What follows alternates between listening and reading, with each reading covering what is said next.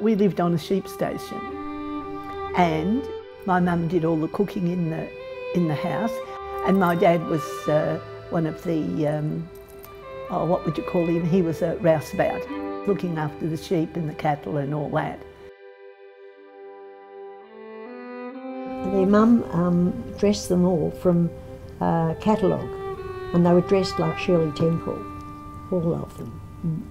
Hats and coats and all that. They were dressed beautifully. First time I met Barbara was after I met Peter, and Peter took me to a family party, and I couldn't take my eyes off her because she was in lace up to here and lace to here, and her dresses were this wide with all these petticoats. I'd never seen anybody like it. She was known locally as Buttons and Bows. Cool. Yeah. I think I was about 4 or 5, and my mother could see that I was cross-eyed, and she said, I'll have to get something seen about that. And everyone that used to say, hello Barb, how are you? Oh, I'd say, I'm cross-eyed, that's why.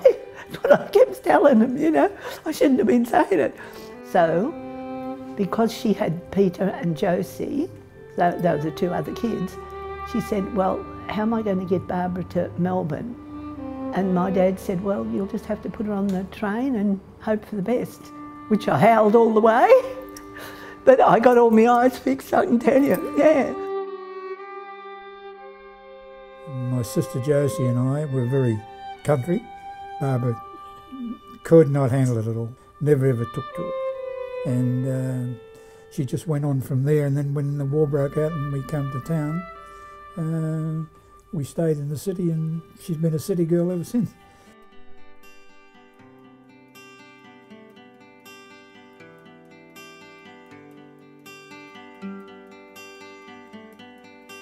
I was about 6, and I saw a kid across the road. She was cartwheeling and things like that, not that I knew it was cartwheeling. And I said to my mum, look at that little girl, what's she doing? And she was flipping and all that. And my mum said then, oh, I think she's doing a cartwheel or something. And I said to my mum, that's exactly what I want to do. Oh, I want to be a dancer. And then I've never looked back since. Done it since all that time. It's true. She's very clever, Mama. She took on that dancing like you wouldn't believe.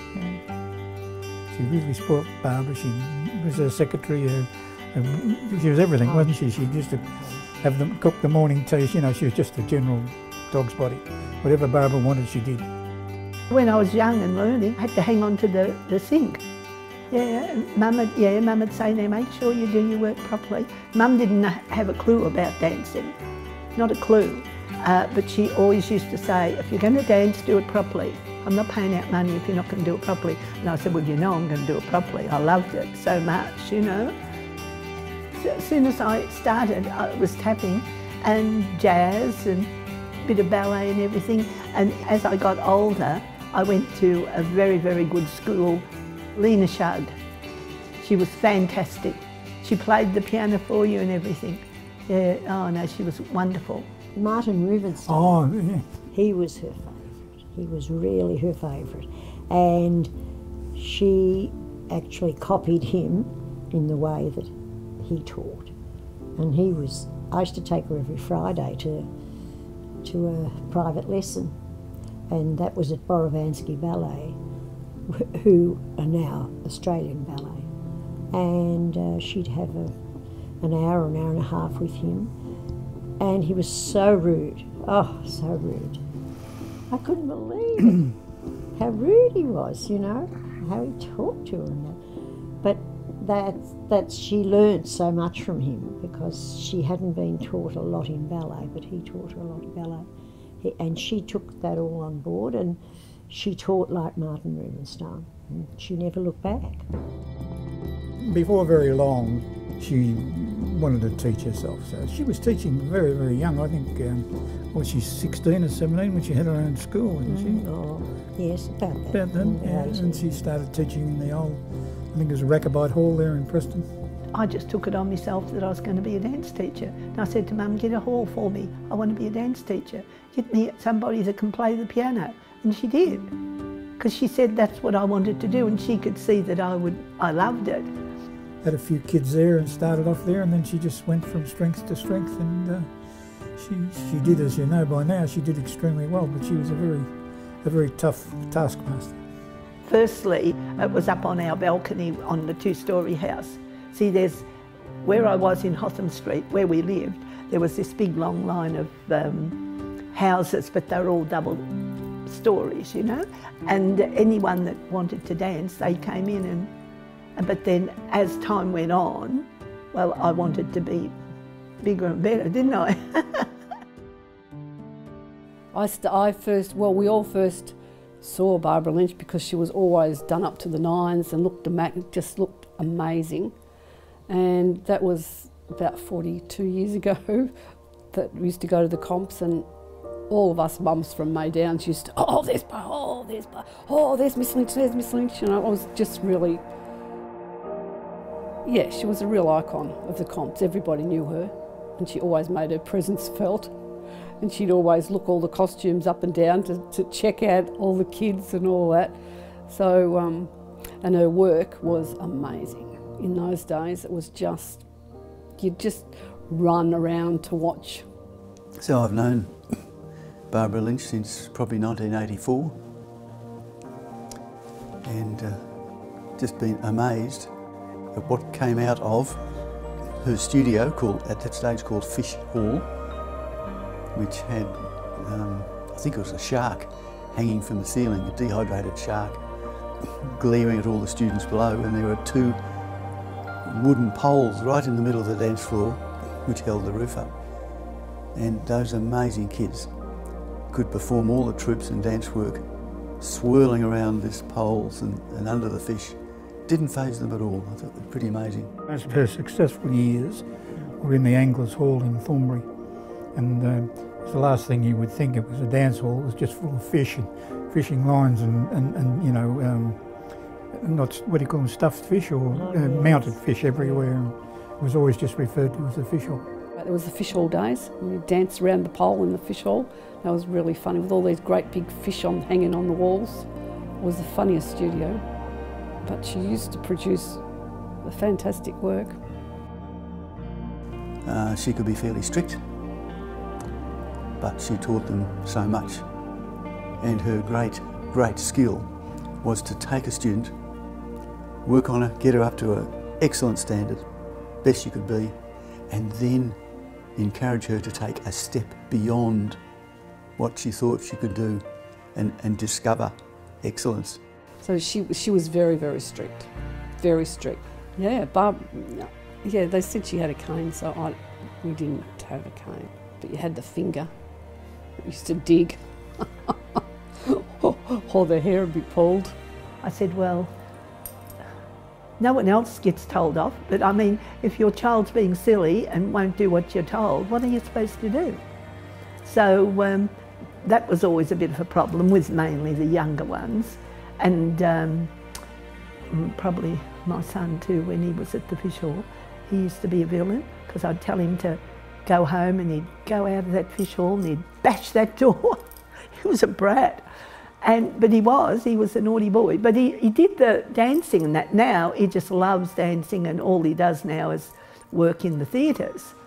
So, but probably I was pretty strict. Yeah, I wouldn't let them just muck around, because I used to say to them, your mother's paying for the lessons. I'm not going to teach you if you're going to be jumping around, because it makes me look silly when we go to the comps. And as you know, we used to win everything at the comps. It's fair to say she had a lot of kids that left, or their parents took them away. They couldn't stand the discipline. But she was very successful because of it. But that's the way it was in those days. She was very, very tough on them. But her actual dancing style of teaching, she changed with the times. She was up to date with all of the latest way. You know, she would watch shows and she would do numbers from shows and, you know, copy the same sort of thing. She never stayed back in an old-fashioned way. She moved. She was very progressive, but still very tough. I've got to keep emphasising that because she was very tough. Her style was amazing.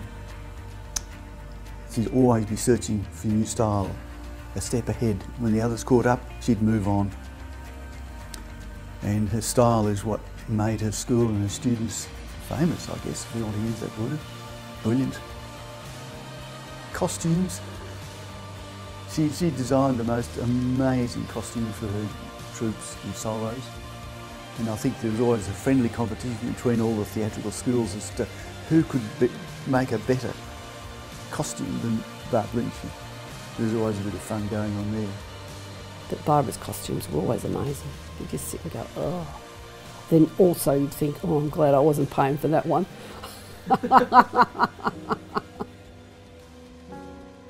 Jose and I just hit it off. Like, we started just to do the canteen.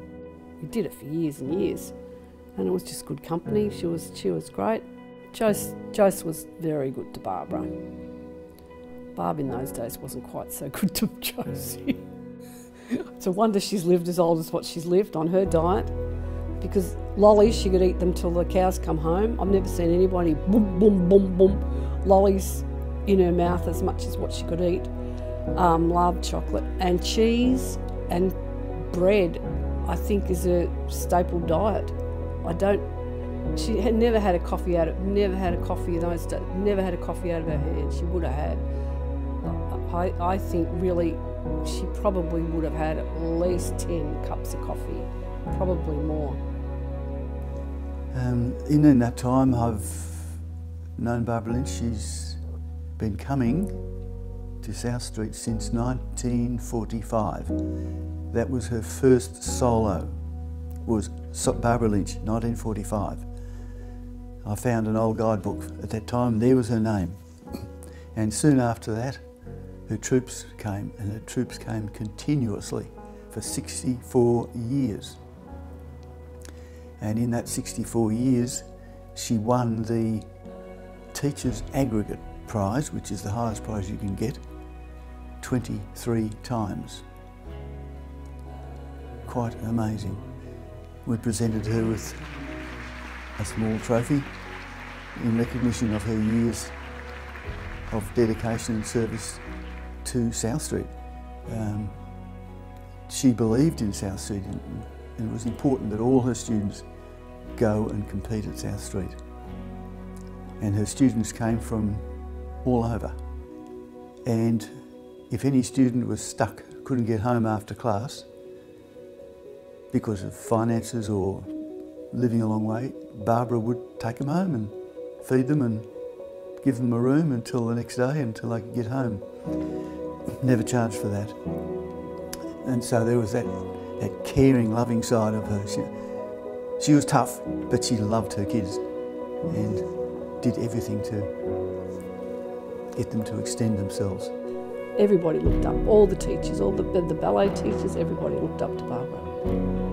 So, yeah, she was just a legend. One of a kind. Well, there is only one of her. There'd be nobody else could be anything like Barbara Lynch. So, and it was her life, it was her family, it was her life. Yeah, well, I think I've had a pretty good life, to be honest. I've always had everything I wanted. Not that I used to say to my mother, oh, I want this, I want that, all that. But I've had everything that I've wanted. And I've never been short of anything. I've never been short of money. I've never been short of clothes. I've sort of had everything that I've wanted all my life. So, especially being a dancing teacher, you can't go off in rags and stuff. But I loved every minute of my work, every minute of it. I used to love going to dancing and teaching and everything.